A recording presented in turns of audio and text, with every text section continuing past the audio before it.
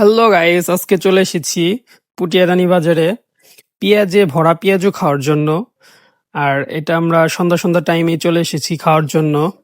আর এখানে আমি পেঁয়াজে ভরা পেঁয়াজু বলার কারণটাই হচ্ছে যে বেশিরভাগ দোকানেই এখনকার বেশিরভাগ দোকানে আমরা যখন পেঁয়াজু খেতে যাই তখন তারা পেঁয়াজুতে বেশিরভাগই হয় পেঁপে ব্যবহার করে, না হচ্ছে মূলা ব্যবহার করে। যার কারণেই বললাম যে পেঁয়াজে ভরা পেঁয়াজু। আর এখানকার প্রায় ২-৩টা দোকান আছে। ২-৩টা দোকানে মোটামুটি পেঁয়াজ দিয়ে পেঁয়াজু তৈরি করা হয়। কারণ তারা পেঁয়াজুতে পেঁয়াজ ব্যবহার করে। অন্যান্য দোকানে এরকম হয় না। তো বলতে বলতে আমাদের পেঁয়াজু চলে এসেছে। দেখেন সে নিজেই পেঁয়াজ দিয়ে গেল। তার মানে বোঝাই যাচ্ছে যে তারা এক্সট্রা সালাদ হিসেবে যখন পেঁয়াজ দিচ্ছে তার মানে তারা অবশ্যই পেঁয়াজুতে পেঁয়াজ দিয়েছে। এটাই তার প্রমাণ।